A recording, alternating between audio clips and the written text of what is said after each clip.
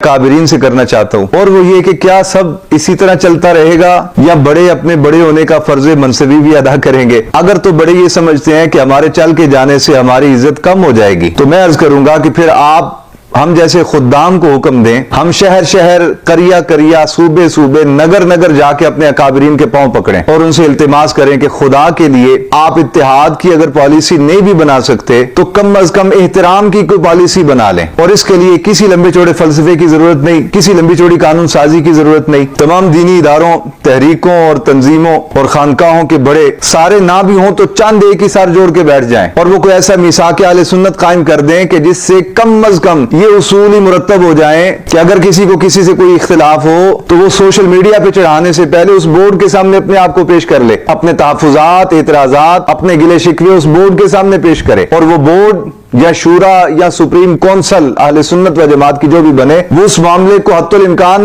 हल करने की तरफ जाए, ना कि इस तरह बेलगाम छोड़ दिया जाए। और हर बच्चे के पास मोबाइल है, आज कोई किसी के इख्तियार में नहीं। मदरसे में पढ़ाने वाले उस्ताद का मौक़िफ़ और होता है, शागिर्दों का मौक़िफ़ और होता है। कल लाहौर के ही एक बहुत बड़े मदरसे के मुतालिक मुझे किसी साथी ने बताया कि उस्ताद और मौक़िफ़ बयान कर रहे हैं और उनकी क्लास में पढ़ने वाले उन्हीं को गालियां दे रहे थे कि माज़अल्लाह हमारे उस्ताद जो है वो बेदीन हो गए। उन्हीं के पास, उन्हीं की क्लास में पढ़ने वाले, उन्हीं के शागिर्द अपने ही उस्ताद को कह रहे हैं कि ये बेदीन हो गया। तो फिर आप पढ़ क्यों रहे हैं? जी सनद लेनी है इसलिए पढ़ रहे हैं। तो मेरे अजीजान गिरामी, ये दौर नहीं है जो कोई किसी के इख्तियार में हो। सो कम अज कम अगर इत्तेहाद की पॉलिसी नहीं बना सकते तो हमारे अकाबिरीन खुदारा सर जोड़ के बैठे और एहतराम की कोई पॉलिसी वज़ा कर दें। बिलखुसूस हिस्सा बकदर जुस्सा की बुनियाद पर मैं अर्ज करूंगा, अमीरुल मुजाहिदीन अल्लामा खादिम हुसैन रिजवी रहमतुल्लाह अलैह के साहबजादे, बहुत गरा कदर अखलाक के मालिक, मिलनसार, मोहब्बत करने वाले हाफिज साद हुसैन रिजवी, और इल्म के बहरे बेकरां डॉक्टर अशरफ आसिफ जलाली, और मजहर गजाली जमा सैयद मजहर सईद काजमी, मुफ्ती आजम पाकिस्तान हजरत मुफ्ती मुनीबुर रहमान साहब, रावलपिंडी से सैयद हसीनुद्दीन शाह साहब, क्योंकि वो बुजुर्ग हैं, इख्तिलाफ अपनी जगह लेकिन उनको बिठाया जाए। कराची से सैयद मुजफ्फर हुसैन शाह साहब, मुफ्ती अकमल साहब को बिठाया जाए। इसी तरह लाहौर के शयूख हजरत बहकी वक्त अल्लामा अब्दुल सत्तार सईदी साहब, उस्तादुल उलमा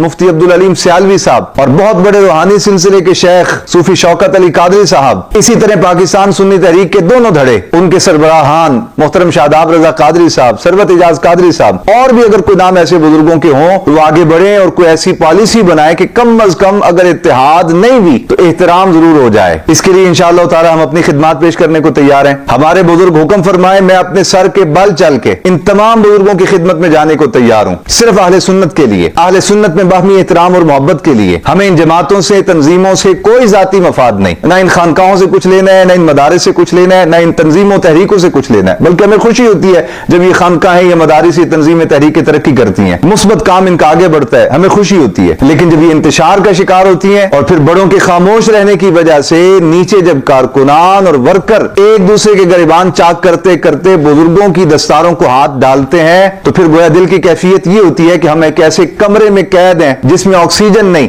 और सांस लेने में शदीद दुश्वारी है। आखिर ऐसे माहौल में कब तक जिया जा सकता है? मैं अपने तय इंशाअल्लाह ताला अल्लामा साद हुसैन रिजवी साहब से, हजरत डॉक्टर अशरफ आसिफ जलाली साहब से, दोनों बुजुर्गों की खिदमत में हाजिर हूंगा और अपनी दस्तार इनके कदमों में रख के हाथ जोड़ के अर्ज करूंगा, आप आगे बढ़े, आपकी जमातें बड़ी हैं, आपका हक ज्यादा बनता है कि आप इस फितने को दबाने के लिए अमली इकदाम करें। कम अज कम एहतराम की पॉलिसी तो जरूर वज़ा करें। और कारकुनान से गुजारिश ये है कि खुदा के लिए आपको अल्लाह ने जितना इल्म, फहम, शऊर अता किया है, इसे दीन इस्लाम की आबियारी में लगाएं, मनफी किरदार अदा न करें। आपके हाथ में मोबाइल है, कल कयामत वाले दिन आपसे इसके बारे में पूछा जाएगा कि आप इसके जरिए मुस्बत काम करते रहे हैं या मनफी इंतशार फैलाते रहे हैं। अल्लाह रब्बुल आलमीन हमें इस जाविये में सोचने की तौफीक अता करे।